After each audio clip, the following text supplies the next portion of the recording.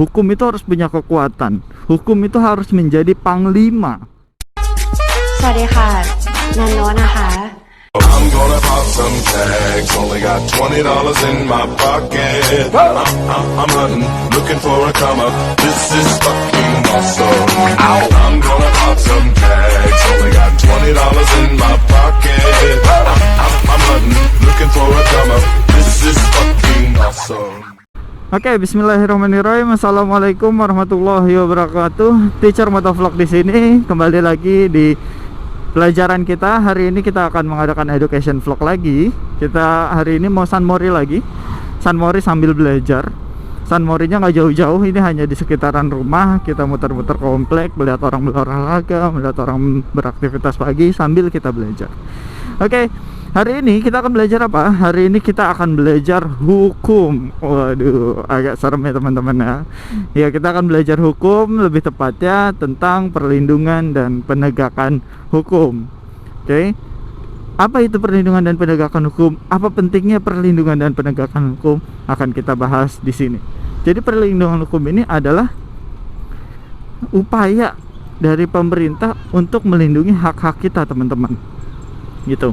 Jadi pemerintah ingin hak-hak kita dilindungi oleh peraturan. Ingat, peraturan itu hukum ya teman-teman. Contoh misalkan tentang undang-undang konsumen. Nah, sebagai konsumen kita punya hak-hak yang dilindungi oleh hukum, oleh peraturan yang pasti gitu.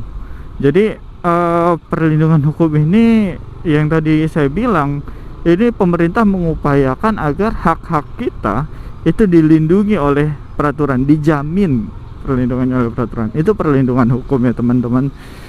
Atau misalkan kalau kalian belajar tentang hukum nanti mungkin masuk jurusan hukum, ada namanya hak kekayaan intelektual. Hak kekayaan intelektual. Nah, di situ termasuk salah satu perlindungan hukum. Nah, unsur-unsur perlindungan hukum ada 4. Yang pertama, upaya perlindungan pemerintah kepada hak-hak warga negaranya. Oke, jadi itu pemerintah ingin melindungi hak-hak kita. Unsur yang kedua yaitu jaminan hukum. Nah, jadi di sini pemerintah ingin ada jaminan kepastian akan hak-hak kita, yaitu jaminan kepastian hukum. Jadi hukum itu harus pasti teman-teman.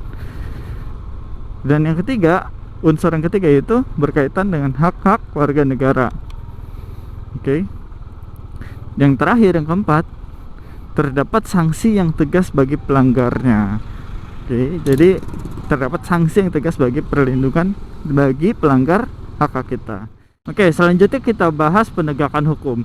Apa itu penegakan hukum? Penegakan hukum adalah upaya untuk menjalankan peraturan yang sudah dibuat gitu. Jadi penegakan hukum ini merupakan kunci syarat terlaksananya perlindungan hukum gitu. Jadi kalau penegakan hukumnya baik, maka hukum kita akan terlindungi oleh perlindungan hukum tadi.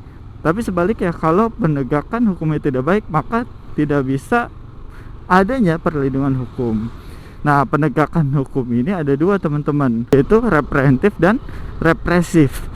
Preventif itu penegakan pencegahannya teman-teman. Jadi sebelum terjadi pelanggaran hukum itu ada pencegahan, upaya mencegahnya agar tidak terjadi gitu. Contoh misalkan dengan penjagaan yang memperketat penjagaan di daerah-daerah yang rawan terjadinya kriminalitas, misalkan terjadi pembegalan.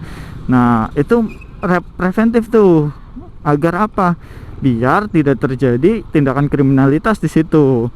Gitu. Nah, kalau sedangkan tindakan represif, penegakan represif itu penegakan hukum yang setelah terjadinya suatu kejadian. Jadi misalkan terjadi suatu tindak kriminalitas. Nah, si pelakunya ini dihukum dengan tindakan atau dengan hukuman yang berat agar tidak terjadi pelanggaran hukum lagi. Oke, nah sekarang kita berbicara apa sih pentingnya perlindungan dan penegakan hukum ini. Yang pertama pentingnya yaitu adanya supremasi hukum. Supremasi hukum ini bahasa simpelnya kepastian hukum teman-teman. Jadi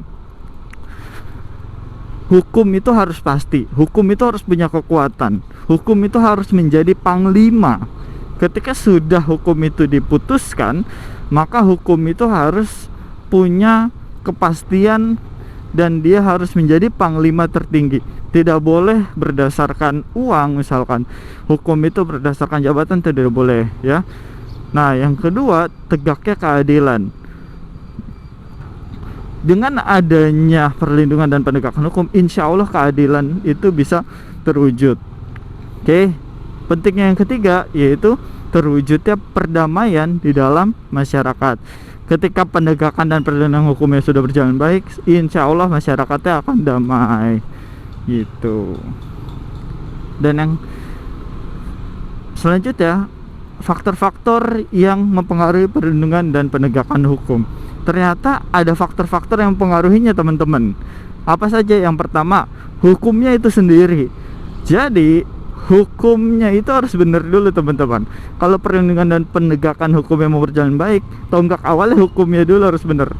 Maka dari itu waktu itu ada demo ya, demo tentang RUU gitu. Kenapa di demo? Karena kalau hukumnya sudah salah, penegakan dan perlindungannya pun akan salah gitu. Yang kedua, faktor yang kedua yaitu penegak hukumnya.